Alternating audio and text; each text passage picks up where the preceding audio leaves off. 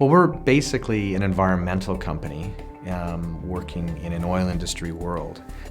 So what our equipment would do is we would contain and then recover the oil from the surface of the water. So we've been involved in many oil spills, go back to the Exxon Valdez in Alaska, and now most recently the BP oil spill in the Gulf of Mexico.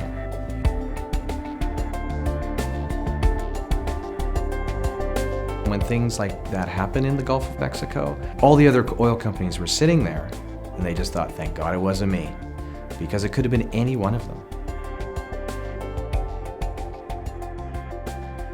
We went to EDC and we said, hey, we've got some fairly significant purchase orders here from British Petroleum for the oil spill down in the Gulf. We really want to help out. We've got equipment. It's going to have to be built because we don't stock a lot of this stuff. So the guys at EDC said, yeah, that's great, but they'd have to go to Ottawa to check to see if they were even insurable, because at the time, BP, it could have been insolvent, because of all the claims and everything that were coming in against it. EDC had taken a position that we didn't want to cover any new coverage to British Petroleum, and any old coverage was taken out. So the stance was that we didn't want to cover it from a CSR perspective. But we need pumping systems, we need engines, we needed all this. And believe it or not, the global demand for that size engine and that size of pump, it was almost impossible to get. So we were flying in equipment out of Europe, we were flying it in from the US. So we had to commit to a lot of these suppliers overseas. So it was like, can we go or can't we go? We need to know now, you guys. It's quite an efficient oil skimmer that takes away most of the oil, and it's much better than dispersants that were being used at the time. From a CSR perspective, we reviewed this decision again with the help of the Environmental Advisory Services. We essentially decided that we were going to cover.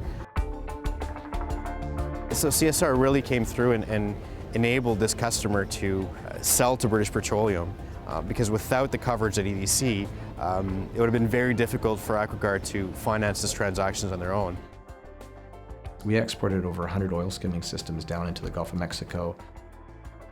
You guys really stepped up and really made something happen down there, which we would have had a really tough time doing without EDC support. So, thank you for that. That was great. And also projects in Brazil too, where we had to come up with a bond, a back-to-back guarantee on a deposit that Petrobras had given us, and we needed EDC's support. When EDC has a pull relationship with a client, it really helps a small business because they don't necessarily have the backing to finance a purchase for their buyer. So having EDC step in and help finance purchases from Canada allowed Petrobras to buy more equipment from Canada. Petrobras came to us finally after all of this work with an order. But Petrobras doesn't typically issue letters of credit. We needed a letter of credit. We needed some security to make this deal work for us. And so we went to EDC and we said, what can we do here? And then with the EDC guys and the Canadian consulate guys all in Rio there, we were all working together like this really nice team. We're not trying to sell it to you, but we're actually your partner. And that's, I think, what really made it all work. So it was like with EDC, the Canadian consulate, the people, and then Petrobras, our client, and then us all together. We were all kind of working for a common goal, the common good, as opposed to just trying to sell a product. Without EDC's support, our bank would not have backed us up on that.